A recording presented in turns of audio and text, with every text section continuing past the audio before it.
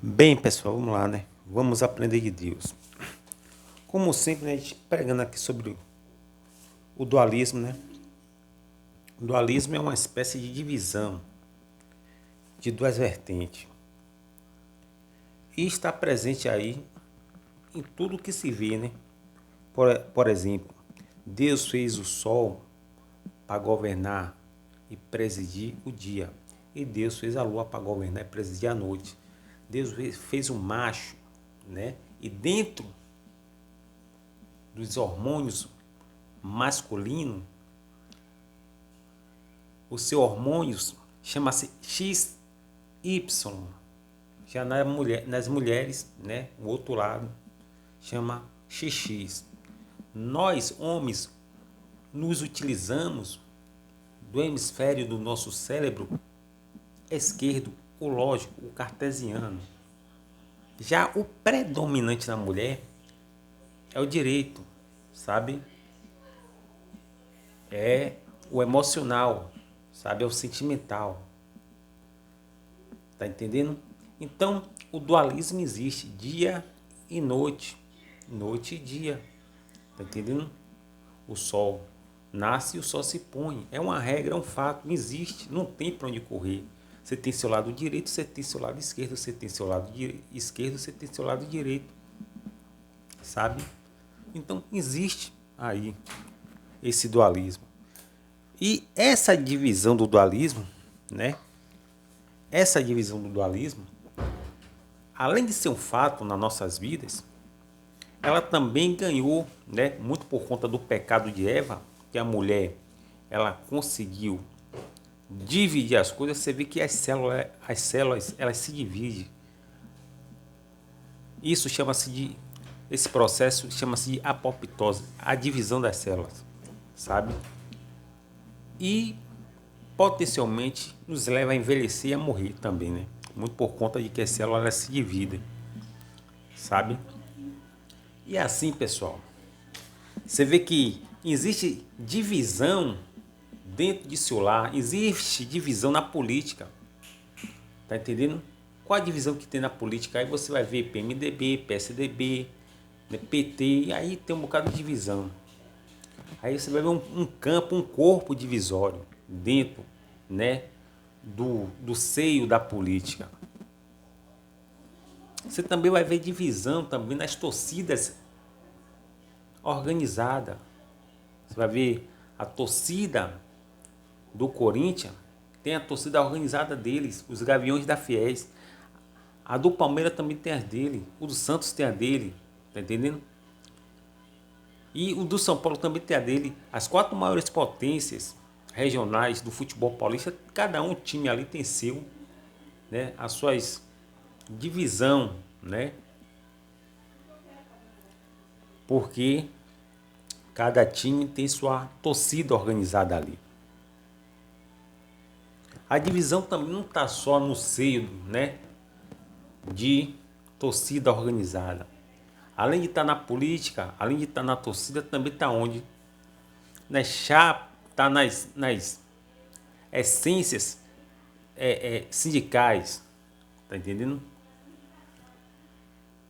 Os grupos, né, de sindicatos, eles na verdade, eles trabalham com chapa, sabe?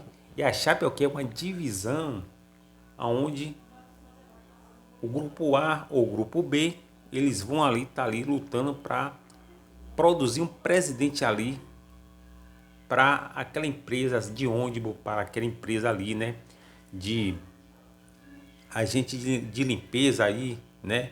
Se sua cidade tem algum agente de limpeza, essa essa essa empresa aí, né? Esses funcionários, esses colaboradores, né? Esses serviçais que existem aí na sua empresa, eles são representados por um sindicato. Dentro do sindicato tem uma divisão que trabalha com chapa, sabe? Chapa A, chapa B, tá entendendo? E por eles trabalhar assim, eles vão colocar quem ali? O presidente deles ali. Você vê que o Brasil, sabe? O Brasil, ele é dividido a nível de região. sabe? A região Nordeste mesmo tem 9 capitais. E aí você vai para a região Sul, região Centro-Oeste, sabe? A região Norte e tal. O Brasil está dividido. E dentro das próprias regiões, a região Nordeste mesmo, que tem 9 estados, é o maior de todos em número de estados, cada estado também tem suas divisões também. Você vê que o mundo ele tem um padrão de dividimento, mas muito por conta do pecado de Eva lá atrás. Para a gente não ficar falando só aqui, você pode observar que existe vários países do mundo, você veja a subdivisão aí em países, países pequenos, países grandes, países potentes, países, sabe, gigante. Por exemplo, em extensão territorial, a Rússia é o maior país do mundo. Vem seguido de quem? Do Canadá, que vem seguido da China. É o terceiro, o quarto é os Estados Unidos, o quinto é o Brasil em extensão territorial. Tá entendendo? A maior economia do mundo, já mudando, né? É os Estados Unidos, seguido de quem? De China. E aí, sabe, há uma divisão também, tanto no campo de extensão territorial, como também no campo econômico, né? Das riquezas do PIB de cada país. O nominal, sabe? O PIB per capital, mas existe. Para a gente não ficar só aqui na nossa, né? Que eu estou falando aqui sobre, né, o dualismo e a predestinação. Observe que o judaísmo, não vou ser mais autêntico aqui. Quando Noé ele tem seus filhos, um dos seus filhos chama-se quem? Sem. Sem vai gerar, né? Terá gera Abraão, Abraão gera Isaac, Isaac gera Jacó, Jacó gera os 12 filhos no Egito, né? Vai se multiplicar, vai formar um povo chamado de Hebreus, sabe? Mais tarde esse povo hebreu vai ser cabeceado por um rei chamado de Saul. Mas é na mão de Davi que esse reino vai ficar extremamente sólido, porque Davi vai ajuntar ali os reinos, sabe? Os municípios, sabe? Os estados ali em um só. Davi vai fazer isso. Mas depois o próprio Davi que fez isso, mais tarde, por conta do pecado dele, né? O reino vai ser rasgado na mão de quem? De Salomão, seu filho. Sabe? E aí, Salomão, ele tem um filho, né? Ele tem um filho.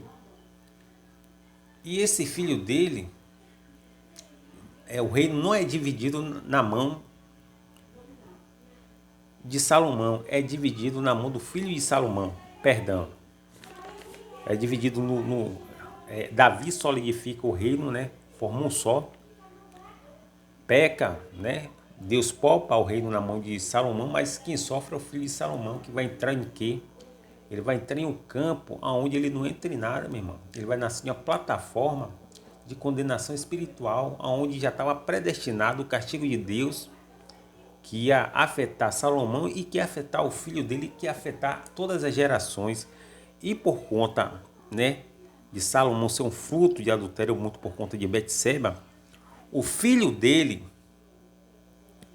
de Salomão,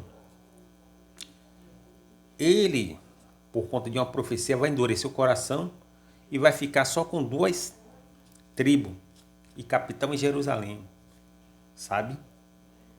Vai ficar com a parte de Judá e capitão em Jerusalém, enquanto 10 tribos, ó a divisão, ó o dualismo, 10 tribos vai ficar com quem? Com um estranho, Jeroboão, que vai ficar com, esse Jeroboão vai ficar com 10 tribos, sabe? E capitão em Samaria, Israel, né? Com Jeroboão e com capitão em Samaria, vai ficar aí de um lado. Do outro lado, o filho de Salomão só vai ficar com 2, Judá e capital em Jerusalém. A divisão existe. Mas para não ficar só no campo aí, você vê que mais tarde a religião judaica ela vai se fragmentar em outras pequenos fragmentos religiosos, chamados de quê? Fariseus e saduceus. Para não ficar só aí no judaísmo, você vê que o cristianismo, né, mais tarde, ele vai crescendo e nas mãos aí agora dos homens, principalmente em 325, quando houve aquele concílio de Nicéia convocado pelo imperador Constantino, ali, meu irmão, a igreja vai ser dividida, sabe? Há uma mistura, uma mescla ali, né? Onde a igreja vai ganhar corpos híbridos e ali o paganismo vai se misturar ao cristianismo puro e vai gerar o catolicismo. A palavra católica quer dizer universal e aí essa nova potência religiosa ela vai abranger o mundo, a Europa toda, mas também vai ser dividida em ortodoxo e paradoxo, sabe? Existe o grupo de os ortodoxos e existe os paradoxos, tá entendendo? E no Islã também não é diferente.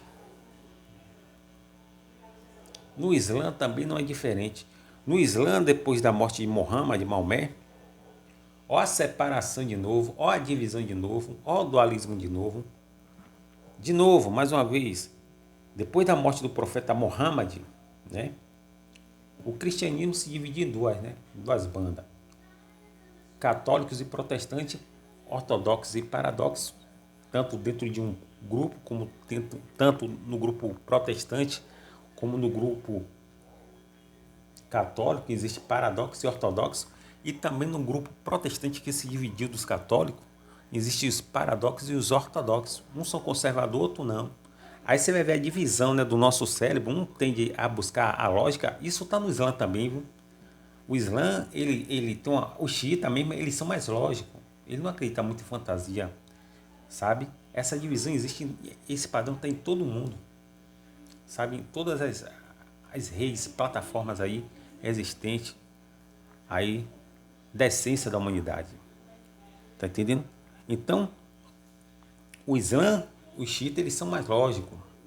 Já os sunitas, eles tendem, sabe, a acreditar mais em algumas coisas que os xiitas já não concordam. Existem os católicos conservadores, existem os católicos mangueados, progressistas mesmo. Os caras não estão ligando para nada. Rompeu-se. Existem os protestantes conservadores, existem os protestantes, meu irmão, mangueados também, sabe? Os caras não estão nem aí mais para nada. Se Jesus vai votar, se não vai votar, se existe inferno ou não existe inferno. É aquela bagunça toda, ninguém está mais ligando para nada. Mas só que tem um grupinho, né, que eles são conservadores. Na política também tem essa visão, esse dualismo, sabe? De conservadorismo, que é uma parte, e a outra é progressista. Existe também na economia o capitalismo norte-americano que imperou, né, sobre o socialismo russo.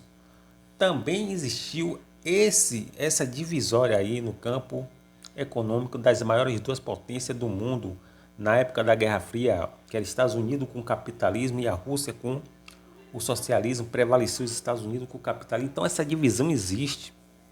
Tá entendendo? Por que eu estou falando dessa divisão, irmão? Porque João Calvino, né, que era francês, ele pregou a predestinação.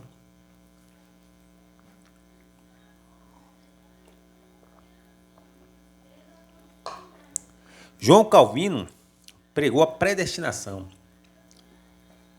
Já Jacob, né, Armínio, ele que era um teólogo também, na época da Reforma também, ele já pregou o livre-arbítrio. Aí você vê a divisão. O xiita, eles tendem para a lógica. Os calvinistas entendem para a lógica, sabe? Lá na época dos fariseus, tinha um grupo chamado de saduceus que tendia para a lógica. Já os fariseus tendiam para onde? Para emoção. Ou seja, existe esse padrão de Fibonacci aí de uma parte desse dualismo é que as pessoas elas tendem a ser mais lógica, sabe? Aí você vai ver o xiita é mais lógico, né? Você vai ver aí os católicos conservadores são mais lógicos, né? Porque eles acreditam de forma fiel que tem que fazer todo aquele ritual ali. Você vai ver os protestantes também fazendo os rituais deles mais rígidos, mais, sabe? Você vai ver eles cada vez mais com critérios pesados contra eles mesmos, que critério não salva ninguém. E aí, mas você vai ver esse conservadorismo aí dentro de vários padrões, tá entendendo? Mas do outro lado você vai ver pessoas que elas são mais dadas a, a um campo mais de libertinagem, que vai dar mais libertinagem e que vai gerar uma bagunça. Que é o caso, né? Você vê que o protestantismo mais tarde, você vai ver que eles foram se subdividindo em uma igrejinha ali, outra igreja aqui, cada um contando sua história e defendendo seus pontos de cada dia. Entrou um novo grupo, né, chamado de neopentecostais, os reteté, que esses caras aí, essas mulheres, encabeçados geralmente por mulheres, né, pastoras, que isso é antibíblico. E essas mulheres, e dá muito veadeiro também, viu? Afe Maria, é um veadeiro terrível que dá nesses terreiros né, religiosos aí. Aí o que que acontece? Aí começa aquelas danças ali meio bagunçadas ali, né, do reteté, e que aquilo ali não representa Deus em nada. Ali é parte da onde? Ali é parte da noção fêmea, sabe? Tudo que sai do conservadorismo, você vê que Jung, né, ele tinha uma ideia diferente de Sigmund Freud. Sigmund Freud, ele era mais lógico. Já Jung, esse outro grande gênio aí, ele era mais, sabe, dado às suas crenças, sabe, às suas ideias. Ele era mais assim, afável, ele tinha a ideia mais fêmea, sabe? Efêmero, que é a ideia de usar o lado direito da mulher. E o homem pode usar o lado direito da mulher. Quando você vê um homem chorando, ele está usando o lado direito da mulher, que é exclusividade da mulher. Já não é exclusividade do homem. Então o dualismo existe. Então, Jung, ele pregou, sabe, diferente de Freud. Freud, ele era muito conservadorista, enquanto Jung era mais assim, sabe, liberalista. Então isso existe, esse dualismo existe em padrões diferentes, em esferas diferentes, em campos diferentes, mas existe, não tem para onde correr.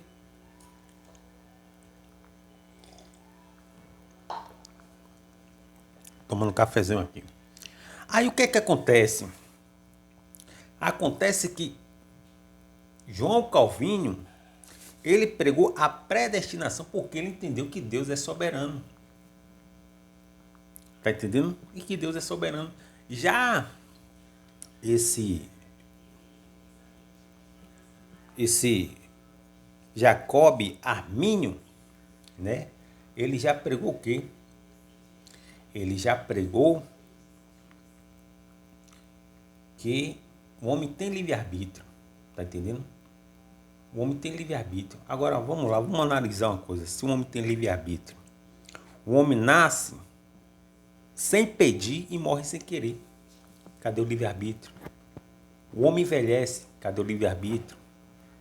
Você, quando está se formando a nível de célula, as células chamadas de células ingênuas, elas vão formando o seu corpo sem que você nem ainda tenha cérebro. Seus cérebros são formados primeiro, para depois seu corpo ser formado, e você não tem nem poder de raciocínio para dizer, não, será o que manda em você. Quem vai mandar na formação de seu corpo é seu DNA, mas cadê agora o seu livre-arbítrio? Livre-arbítrio é esse que você está navegando agora nesse vasto e infindável universo, né? Aí, em um círculo de rotação, sabe? Trafegando nesse vasto universo de forma cíclica e contínua, em que você não tem o poder de clicar ali, dar pause no planeta. O planeta vai te conduzindo em rotação, né, em torno de si mesmo e translação em torno do Sol, que são 324 dias, 300 e alguns dias aí, né? E aí você não entra em nada, meu irmão. Os anos vai passando, você vai envelhecendo e você tá vendo que você não tem livre-arbítrio nenhum.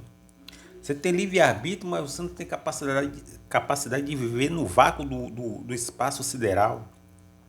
Porque uma vez se colocar você no vácuo do espaço sideral, potencialmente você vai morrer. Por quê? Segundo a NASA, se colocar você em um campo de vácuo, né, ainda que artificial aqui na Terra, você não fica menos de 30 segundos vivo. Talvez você leve até uns 10, 15 minutos dentro d'água para morrer. Né? Porque a água ainda você leva alguns minutos, mas no vácuo a radiação e junto com outras coisas é muito forte. E vai levar qualquer ser humano a óbito de forma instantânea.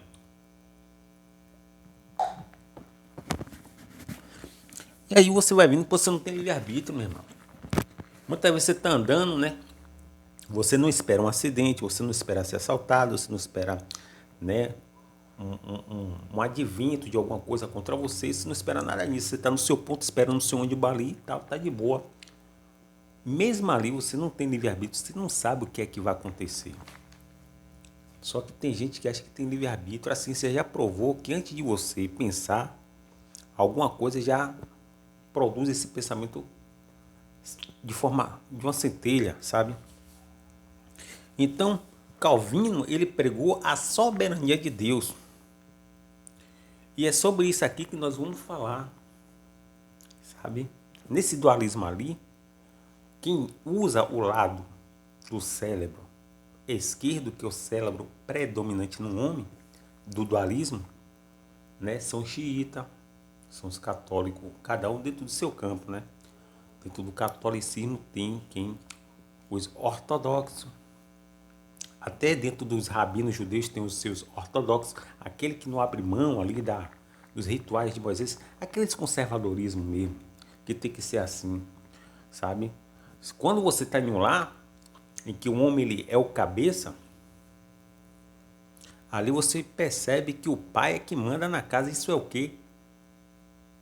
Isso é o conservadorismo, sabe?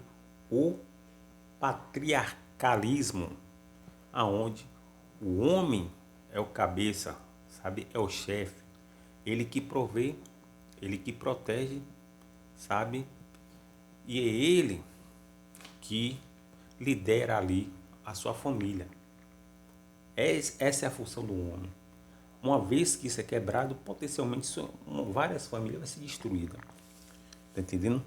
E há de nós se não tiver esses conservadores em todos os campos. Tá entendendo? São esses conservadores que mantêm algumas religiões ainda vivas, porque tem religiões aí que já estão entrando em extinção. Por exemplo, eu acho que é a cristã do Brasil, não sei que religião é, que diz que nos Estados Unidos eles estão abrindo a guarda para aceitar o homossexualismo e o lesbianismo. Tá entendendo? Aí o conservadorismo vai bater de frente com isso aí, porque eles não aceitam isso aí, meu irmão. Então, nesse dualismo aí, o lado fêmeo da mulher não pode prevalecer sobre o lado macho do homem. O lado macho do homem é aquele lado de quê? De conservar. O lado fêmeo é aquele lado de mãe, né? De apoiar tudo tal. E aí o lado do homem não vai aceitar. E aí vai entrar em quê? Em guerra, em choque. Tá entendendo? E João Calvino, né? Ele deixou bem claro que a predestinação existe. Não tem para onde correr. Só que os arminianos tentam bater e desconstruir esses fatos, sabe? E eles não conseguem. Porque predestinação é um fato.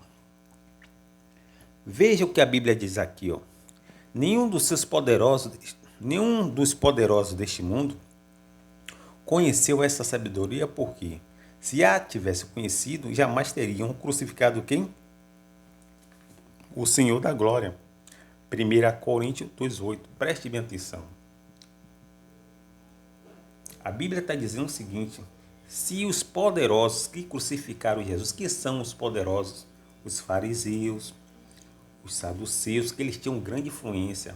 Aí vem Herodes, né? Aí vem Pilatos, sabe? Essa cúpula de poderosos aí que se unificaram em um só e crucificaram Jesus. Ou seja, Jesus, ele não conseguiu se defender. Não porque ele não podia, porque estava predestinado. Tá entendendo? Jesus foi fruto, sabe, de predestinação profética. Ou seja, os profetas estavam profetizando, sabe, com 200, 300, 600 anos de antecedência sobre um Cristo que havia sofrer, ia padecer e ia dar salvação à humanidade. Ia carregar a cruz, ia ser traído por 30 moedas, os seus ossos não iam ser quebrados, e todos os seus pormenores e as coisas foram se cumprindo na pessoa de Jesus, na plenitude dos tempos, assim que a Bíblia diz. E se cumpriu. Tá entendendo? Aí sim, com o passar do tempo, você passou a ler, a entender quem foram os personagens que participaram desse filme já pré-programado, sabe? Predestinado, predeterminado pelo mundo espiritual e pela soberania de Deus, que foi Jesus. Sabia-se que era um Cristo, mas esse Cristo depois ganhou o que? Forma humana, que foi Jesus, filho de Maria. Ou seja, ele ocupou o papel que ele tinha que ocupar. E passou então a ser o Cristo que os profetas tinham predestinado lá atrás, através de quê? Através de inspiração. Deus inspirou eles. Tá entendendo? Aí, só que os poderosos deste mundo, eles foram cegos, porque eles quiseram não, porque o mundo espiritual cegaram ele para se cumprir o que Deus queria. Porque a Bíblia mesmo dá a resposta aqui, ó, se ele soubesse, se ele conhecesse a sabedoria, sabe? E a tivesse conhecido, jamais teriam fazido o quê? Crucificado Jesus. Mas se ele não crucificar Jesus, a salvação também não viria. Não ia existir salvação. Tá entendendo? Então, as coisas têm que acontecer, e não temos muito o que fazer. Temos que aceitar, meu irmão. Sabe? Preste bem atenção aqui, que foi escrito aqui em Atos. Para fazer tudo o que a tua mão e o teu conselho predeterminaram que se fizesse. Isso aqui está escrito em Salmos, meu irmão. E o que foi que a mão de Deus e o conselho de Deus predeterminou para que se fizesse? O que está escrito em 1 Coríntios 2,8, que nenhum dos poderosos deste mundo conheceu essa sabedoria, está se referindo a Jesus. Ou seja, o mundo espiritual cegou aquela multidão toda. Os fariseus tinham que ser fariseus, os saduceus tinham que ser saduceus. Eles não erraram, eles simplesmente faziam parte ali de todo um conjunto, de um complexo ali, de um anexo ali, já regido pelo mundo espiritual, que tinha que desaguar e fazer com que o que os profetas falou, meu irmão, tinha que se cumprir. Então ninguém ali era inocente, mas também ali ninguém era culpado. Tá entendendo? Eram só personagens. É como se um diretor de filme desse o papel a A, B, a C, a D, e eles desempenhassem cada um o seu papel. Ali tem vilão, ali tem artista, sabe? Ali tem pessoas que vai participar até um determinado tipo de tempo, outros vão ser mais prolongados, né? O tempo dele no filme e tal. Então existe tudo isso. Quem fez e quem faz tudo isso é o diretor de filme. Então o maior diretor de filme é Deus. Ele é o diretor do filme, porque quando a Terra está girando, ele está construindo a história humana, dos 7 bilhões de seres humanos, vai navegando, sabe, rotação e translação, e Deus ele tem o domínio de todas as coisas. Isso que João Calvino pregou. E que Armênio, sabe, ele pipocou e vacilou, porque livre-arbítrio não existe, meu irmão. Existe a soberania de Deus. O homem ele não tem controle sobre nada. Sabe? Que controle o homem tem sobre sua vida? Muitas vezes você cria seu filho, meu irmão, sua filha, mas você não tem controle sobre eles. Você vê que eles fogem, sabe? Isso aconteceu com Jesus 2000 anos atrás. Jesus ele tentou com toda a força, todo o seu conhecimento, né, fazer com que Israel entendesse quem ele era, mas ele não conseguiu. Por quê? Ele falou, ele chegou a chorar, assim como a galinha, né? Ajunta seus pintinhos nas asas, tal, ali também. Eu tentei fazer isso com vocês, Israel, mas eu não consegui. Não é que Jesus não faria, é que as coisas tinha que acontecer, estava predestinado. E Deus endureceu o coração deles para levar Jesus para a cruz, e mais tarde eles foram o quê? Destruídos no ano 70. Aí houve o quê? A diáspora, que essa diáspora foi uma espécie de Big Bang, onde judeu foi respingado aí em várias partes aí da Europa, e mais tarde, por conta desse respingamento aí, né, dessa explosão, desse Big Bang aí de judeu, né, no país da Romênia, no país da França, no país da Suíça, no país dos Estados Unidos, no país da Europa toda aí, né, e da América do Norte, que vai gerar então o conhecimento judaico, vai aflorar em cada nação, e esses judeus mais tarde vão ajudar esses países na economia, sabe, no prêmio Nobel, na ciência. Inclusive Albert Einstein mesmo, ele deu uma grande contribuição, meu irmão, né, para a humanidade. E quem é Albert Einstein? Ele é um judeu. Sigmund Freud, outro judeu, sabe? Karl Marx, judeu, tá entendendo? Aí você vai pegar uma série de judeu aí, meu irmão, é uma série quase que infindável. Então as coisas estão todas predestinadas, que João Calvino estava certo. Então, como as coisas estão traçadas, e nós não temos muito, nós só temos a sensação de que realmente existe um desfecho que nos encontra, sabe? Aí entra aí algo de suma importância. Mas o que é que vai entrar aí de suma importância? Vai entrar, meu irmão, a vontade e o querer de Deus. Salmos 115 diz: Deus está nos céus e faz tudo o que lhe apraz. Ninguém manda em Deus. Deus é soberano. Isaías 46, 10 está escrito: desde o início faço conhecer o fim. Ou seja, antes que o fim aconteça, Deus já sabia, sabe? Aí ele fala assim: desde o início faço conhecer o que é o fim. Então, o fim das coisas, muitas vezes Deus utilizou os profetas para mostrar o futuro, descortinando o mundo espiritual, para eles verem o futuro de determinado tipo de coisa. O que aconteceu com muitos dos profetas, inclusive com Isaías, que é o profeta que mais profetizou sobre Jesus, o Cristo, né? Ele profetizou sobre o Cristo, claro, né? Que sabemos hoje que foi Jesus. Tá entendendo? Aí, o que é que acontece? Acontece, meu amigo, minha amiga, que hoje em dia, né?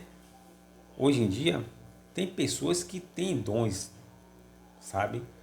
99% das pessoas, elas não têm dons, mas 1% tem.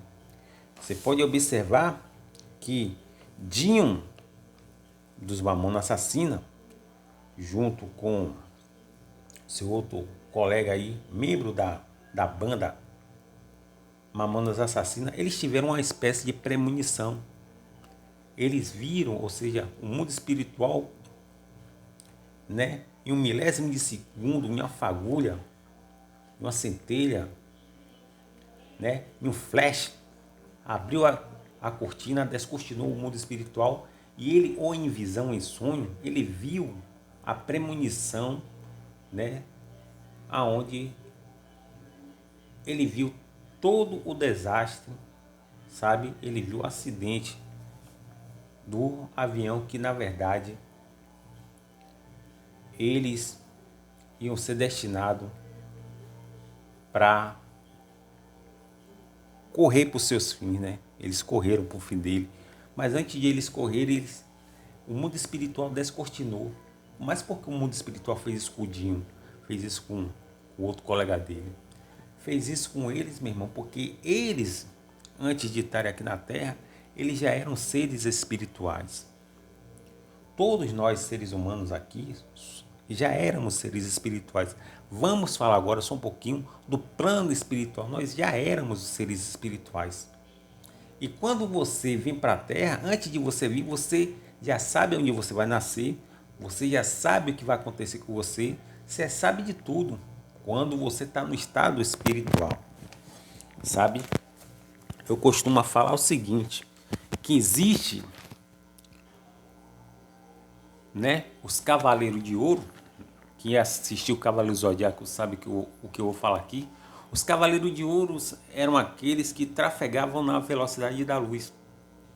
Os Cavaleiros de Prata trafegavam na velocidade supersônica do som. Já os Cavaleiros de Bronze, que eram mais inferiores, eles trafegavam no campo humano mesmo, nos limites humanos. Mas por que eu estou te dizendo isso? Estou te dizendo isso, meu irmão, porque um anjo, né, da quarta dimensão, porque nós vivemos em 3 dimensões, nós seres humanos vivemos em 3 dimensões, largura, altura e profundidade. Um ser da quarta dimensão para nós é como se fosse um semideus. Eles sabem de tudo, sabe? Eles são mais velozes. Você já entrou dentro da água e vê o quanto você é lento? Ande dentro da água para ver o quanto você é lento. Mas ande fora da água. Faça um teste de uma pessoa correndo por fora da água e faça uma pessoa correndo dentro da água. Qual dos dois corre mais? O que está dentro da água ou o que está fora da água? No mundo espiritual, o que está fora da água está na dimensão, está na esfera dos Cavaleiros de Ouro, que é os anjos. Um anjo só, ele foi capaz de matar 185 mil assírios. Já os seres humanos, que é inferior, como estivesse dentro da cúpula da água, dentro da dimensão da água, né? Para o homem fazer um feito desse aí, ele fez, mas usou o quê? O conhecimento, a tecnologia. Isso aconteceu em Hiroshima e Nagasaki, no Japão, onde as 2 ogivas nucleares devastaram essas 2 cidades. E por muito pouco, Nagoya não foi atingida. Mais seres humanos morreu, os seres humanos foi capaz de lançar aquela americana, ela lançou aquela bomba ali que matou, dizimou milhões de gente. Mas para isso, os seres humanos teve que utilizar o conhecimento, a inteligência, a sabedoria, sabe? Para o mal. Um anjo não, um anjo sozinho, por excelência, ele é tão veloz, mais veloz do que a própria luz, porque a luz é fótons, né? E fótons é energia, e a luz ela tem uma dualidade, sabe? A luz ela tem uma dualidade, sabe? Ela é uma espécie de corpúsculo, sabe? Então ela se comporta tanto como energia como fótons, sabe? Então ela se comporta como os dois e ela navega. Um anjo que não é feito de energia e que também que não é feito de átomo, ele pode atravessar a parede, ele pode muitíssimamente bem, sabe, com excelência, dizimar toda a raça humana, se Deus permitir, em poucos minutos. Coisa que os seres humanos só vão poder fazer isso com ogiva nuclear, usando recursos da inteligência e da tecnologia. Então esses anjos eles estão na dimensão que? Espiritual. E nós estamos na esfera aquática aqui, ó. E o Espírito de Deus trafegou aonde? Trafegou na água, sabe? No princípio, o Espírito de Deus trafegou aí na água. E como nós somos seres aqui da terceira dimensão, somos extremamente lentos. Então você veja que o anjo Gabriel, ele chegou para o pai de João Batista, Zacarias, e disse: olha, eu assisto diante de Deus. Ou seja, ele viu todo o filme, todo o desfecho do que ia acontecer com Isabel, né, se eu não me engano, que foi mãe de João Batista, que ela ia dar à luz. Não importa, sabe, se ela tinha capacidade ou não, ela ia dar à luz. Porque assim Deus quis. O que é que acontece? Acontece que nessa mesma pegada, voltando quase 3.000 anos atrás, um anjo também que assistiu todo o filme ali, chegou para Abraão e falou: Abraão, você vai ter uma descendência que vai ser escrava em terra alheia, ou seja, depois sabemos que foi Egito, né? E Abraão falou: mas como isso aí, eu não posso nem ter filho, nem nada, nem Sara e tal. Aí Deus falou bem assim: não, mas tudo vai acontecer. Um anjo falando para Abraão. E realmente aconteceu. Abraão gera Isaac, Isaac gera Jacó, Jacó gera os 12 filhos, né? Que mais tarde tem aquela história com José, que eu já falei aqui com vocês. E os hebreus nascem dentro do seio da entranha ali dos egípcios. E eles ficam escravos ali, porque o novo faraó surge e aí escraviza eles, mas tudo já predestinado, meu irmão. O anjo viu tudo. Por que o anjo viu? Porque um anjo é um ser de quarta dimensão e eles podem trafegar na história humana, eles vê tudo, eles assistem, é como eles assistissem todo o seu filme, ele assistisse todo o seu filme e depois viesse te contar sem sonho o que ia acontecer com você daqui a 5, 10 anos, aí ia entrar algo chamado de revelação e você só ia conseguir, sabe, absorver essa grandeza muito por conta dos dons e talentos que Deus colocou em você embutido. Foi isso que Deus fez com Daniel. Daniel, quando ele veio, ele tinha um espírito de excelência e o profeta Daniel, ele tinha o dom de sonho, como José também tinha o dom de sonho e ambos se beneficiaram muitíssimamente bem desses dons de sonhos aí. Vocês estão entendendo? E nesses dons de sonhos, tanto José como Daniel interpretaram os sonhos dos monarcas da dinastia egípcia. José interpretou o sonho de quem? De Faraó. Por quê? Porque sonhos, muitas vezes, nos coloca na dimensão do futuro. Você vê o futuro do que vai acontecer. E Daniel tinha um dom de ver o futuro muito por conta do sonho que ele viu. Tanto é que ele viu a morte do padeiro e a libertação do copeiro. E mais tarde ele foi lembrado e ele interpretou muitíssimamente bem o sonho de quem? De Faraó, das vacas gordas e das vacas magras. São 7 anos, o mesmo sonho.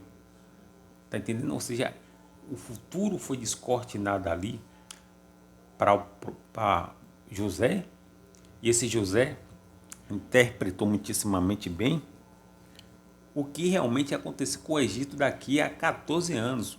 7 anos de abundância e 7 anos de quê? De escassez. Ele tinha que fazer o quê? Ele tinha que agora armazenar as coisas. Assim que Deus faz, meu irmão. E Daniel aqui, né? Mais tarde, o próprio profeta Daniel, ele vai interpretar o sonho de Nabucodonosor. E ele vê 4 potências. Babilônia, que já era uma, a Pérsia de Ciro, que ia surgir, os medos e os persas iam se unificar e a destronar a Babilônia, né? Ciro ia se unir com Dário e ia destronar a Babilônia. E mais tarde ia ser destronado por quem? Por Alexandre o Grande da Grécia, que mais tarde ia ser também, depois da Grécia ser dividida em 4 partes, né? Conforme o próprio Daniel tinha visto já com antecedência, ele viu o futuro e aconteceu que Roma destronou a Grécia, ou seja, um foi destronando o outro, provando que está tudo traçado, predestinado, determinado, não tem muito o que fazer. Tá entendendo? Aí fica alguns idiotas dizendo que tem o quê? Tem livre-arbítrio. Você vê que nem Jesus fugiu da predestinação dele. Ele até que orou, mas o Pai não ouviu ele. Porque ele tinha que ser crucificado para gerar salvação para a humanidade. Tá entendendo? Se você tivesse controle nas mãos, você ia fazer um bocado de coisa que, que poderia prejudicar, né, você mesmo e as pessoas. Então, quando Deus permite que você veja o futuro através de dons, né, da revelação, de visão e de sonho, você entra em um estado, em uma dimensão espiritual que você já tinha visto todo esse filme nas dimensões, nas moradas espirituais lá em cima. Você viu tudo o que aconteceu lá em cima. Quando você chegou aqui, né, você perde a memória. Você nasce como um bebê, você perde a memória, você não tem lembrança de nada. Mas os dons, os sonhos, sabe? E as visões, elas vão te dar flashes, sabe? De forma cíclica. E aí você vai ter o chamado de déjà vu, né? Ou déjà vu. Onde você vai falar, pô, eu acho que eu já vi isso aqui acontecer. Você está em um lugar, a pessoa fala aquilo que você já sabia. Você está em um lugar e aí dentro de você fica uma força cantando uma música que está na sua mente. Depois, quando você passa por determinado tipo de local ou casa ou estabelecimento, tá tocando a música que você estava na mente. Sabe? Parece coincidência, mas não. Isso chama-se sincronicidade. Isso acontece, isso é coincidência, porque já está tudo traçado. Tá entendendo? Então, a premonição, a precognição, o déjà vu, né? Todos esses três itens aí são itens técnicos, mas porém, tudo isso aí é só um enriquecimento, sabe? De flashes que realmente são manifestados através de quê? De dons, revelações e sonhos. E quando esses dons, essas revelações, esses sonhos manifestam essas grandezas, aí sim o mundo espiritual é descortinado e você vê o futuro.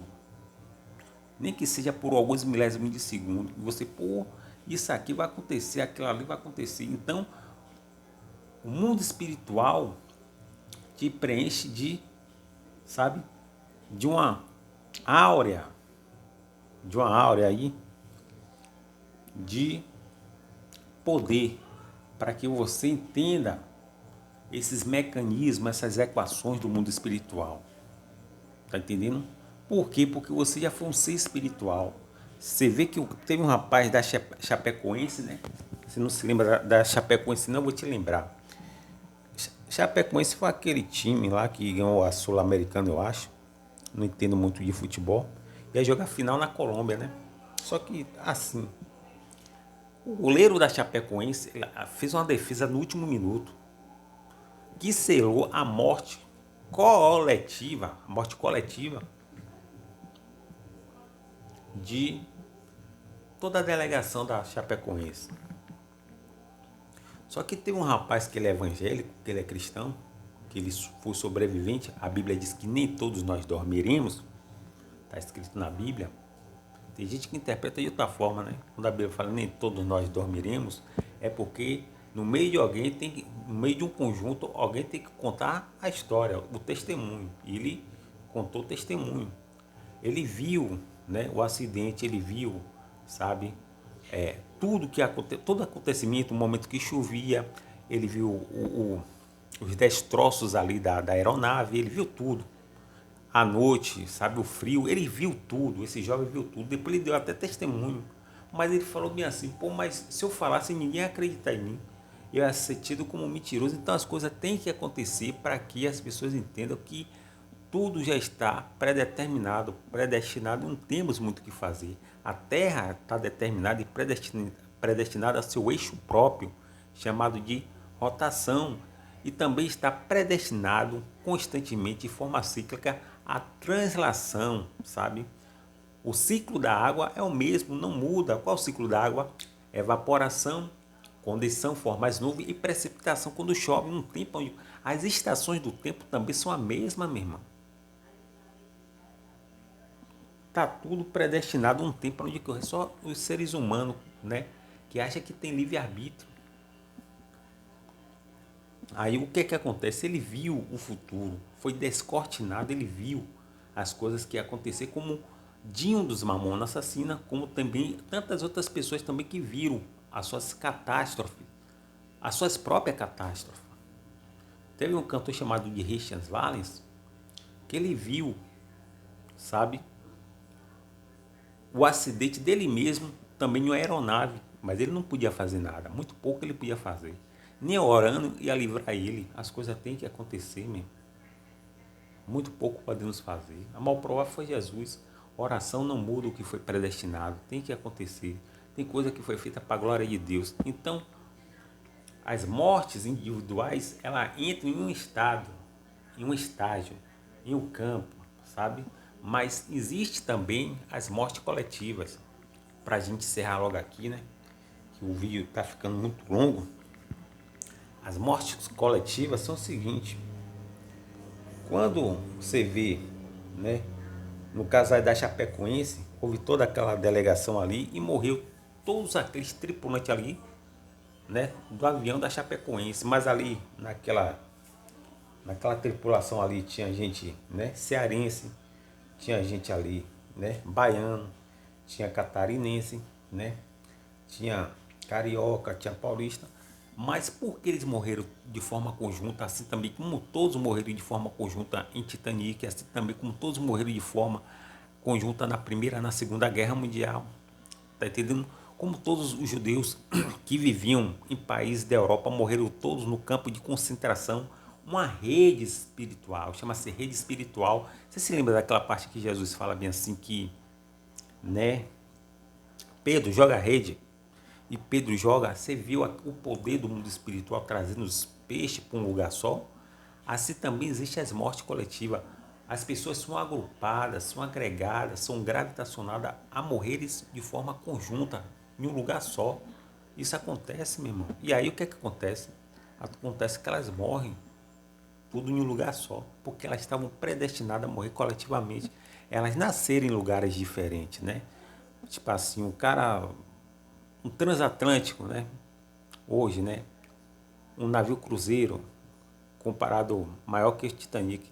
Nesse navio cruzeiro que vai cortar aí os continentes, ou então aéreo, um acidente aéreo, onde um avião que vai transportar uma tripulação aí de pessoas de vários lugares, de vários países, de várias etnias, tanto o cruzeiro como o avião, eles estão com suas tripulações ali, né, mescladas, são muita gente.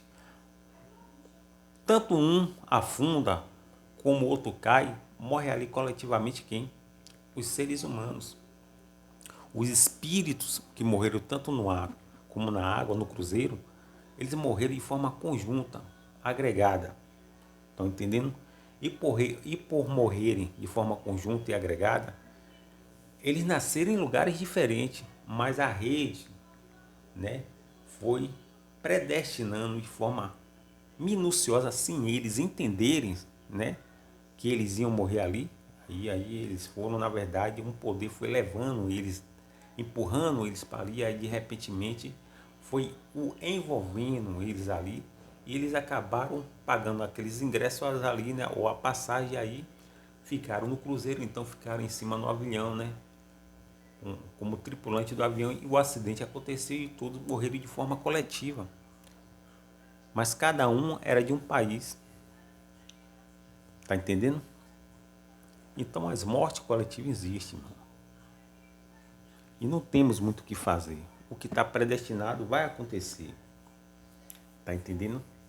Só que a gente não entende, a gente acha que temos livre-arbítrio. Então esse livre-arbítrio, meu irmão, não pode ser usado por você. Porque se você tivesse o controle na mão, muita coisa você evitaria.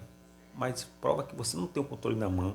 Você não tem a caneta da história na mão. E aí acaba te complicando. Porque quem tem a caneta na mão e o controle na mão é Deus, o soberano. Foi isso que João Calvino pregou. A predestinação. Tá entendendo?